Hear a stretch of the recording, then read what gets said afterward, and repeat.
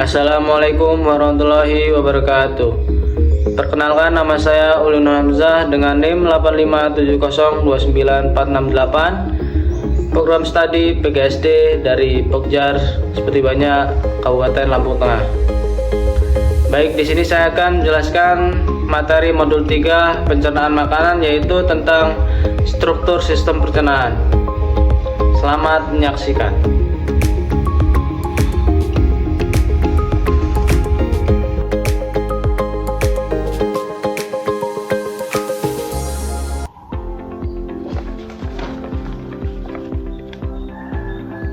Baik, sebelumnya saya akan menjelaskan mengenai pengertian sistem pencernaan manusia. Sistem pencernaan manusia merupakan sistem organ yang berfungsi untuk mengolah makanan menjadi zat gizi sederhana agar dapat diserap dan dimanfaatkan oleh tubuh sebagai sumber energi, bahan pembangun, dan pengatur proses tubuh. Proses ini terjadi secara bertahap dan berurutan, dimulai dari mulut hingga anus. Dalam sistem ini, setiap organ memiliki fungsi khusus dan saling berhubungan satu sama lain.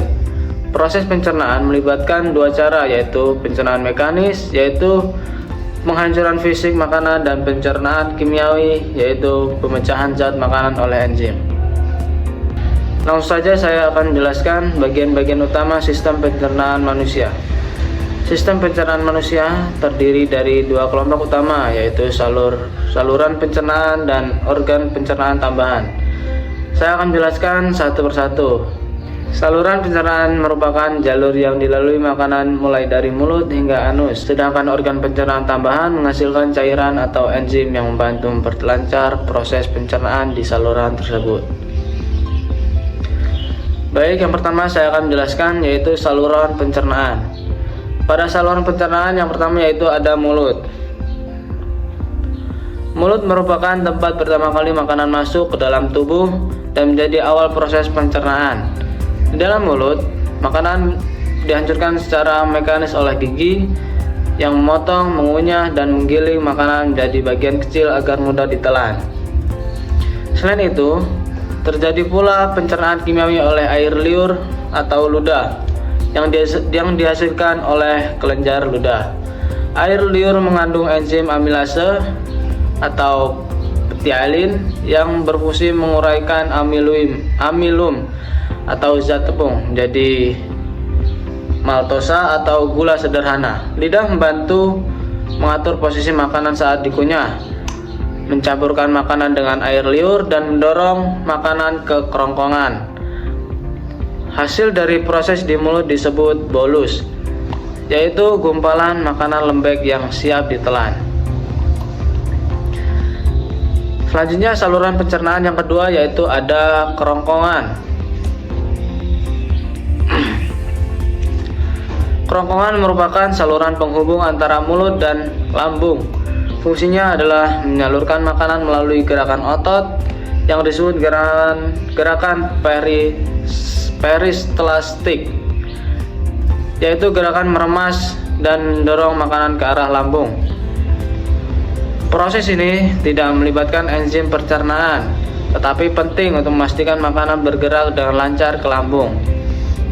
Bahkan ketika seseorang dalam posisi terbaring, lapisan dalam kerongkongan mengeluarkan lendir untuk memudahkan makanan meluncur ke bawah, yaitu ke perut atau ke lambung. Kemudian saluran pencernaan yang selanjutnya yaitu ada lambung. Lambung atau ventriculus. Lambung adalah organ berbentuk kantong besar yang terletak di rongga perut, bagian kiri atas. Di dalam lambung, makanan mengalami pencernaan mekanis dengan cara diaduk oleh otot-otot lambung, dan pencernaan kimiawi dengan bantuan getah lambung. Getah lambung mengandung beberapa zat penting, yaitu asam klorida atau HCl yang berfungsi membunuh kuman dan mengaktifkan enzim. Enzim pepsin yang memecahkan protein menjadi pepton, dan enzim renin yang membantu mencerna protein susu atau kasein pada bayi.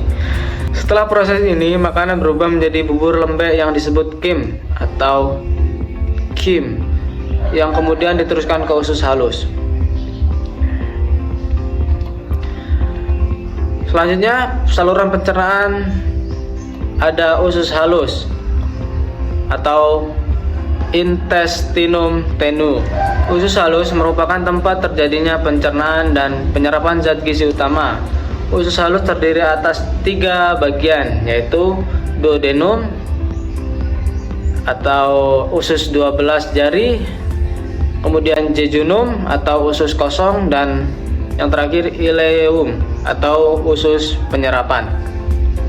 Pada bagian duodenum, getah pankreas dan empedu masuk untuk membantu proses pencernaan. Enzim amilase dari pankreas memecah karbohidrat, tripsin memecah protein, dan lipase memecah lemak. Usus halus yang menghasilkan enzimnya sendiri seperti maltase, sukrase, dan laktase untuk menyempurnakan pemecahan karbohidrat menjadi glukosa. Setelah diuraikan, hasil pencernaan berupa glukosa, asam amino, asam lemak, dan gliserol akan diserap oleh jonjot usus atau villi untuk dialirkan ke seluruh tubuh melalui darah. Proses penyerapan ini merupakan tahap paling penting dalam sistem pencernaan, karena disinilah tubuh memperoleh zat gizi dari makanan. Saluran pencernaan selanjutnya yaitu ada usus besar atau intestinum crassum. Usus besar merupakan lanjutan dari usus halus dan berfungsi menyerap kembali air dan mineral dari sisa makanan yang tidak tercerna. Selain itu, di dalam usus besar hidup bakteri baik seperti Escherichia coli yang membantu pembentukan vitamin K dan mempercepat pembusukan sisa makanan menjadi fases. Proses ini juga membantu menjaga keseimbangan mikroorganisme di dalam tubuh kita. Sistem makanan yang sudah mengental disebut feses dan disimpan sementara di rektum sebelum dikeluarkan melalui anus. Selanjutnya, saluran pencernaan yang terakhir yaitu ada anus. Anus merupakan bagian akhir dari saluran pencernaan yang berfungsi untuk mengeluarkan sisa makanan dalam bentuk feses. Proses ini disebut defekasi, yaitu proses pengeluaran kotoran yang terjadi dengan bantuan otot-otot sphincter di sekitar anus. Tahap ini menandai akhir dari seluruh proses pencernaan, di mana tubuh membuang sisa yang tidak berguna. Kemudian yang kedua yaitu saya akan menjelaskan organ pencernaan tambahan. Organ pencernaan tambahan yang pertama yaitu kelenjar ludah.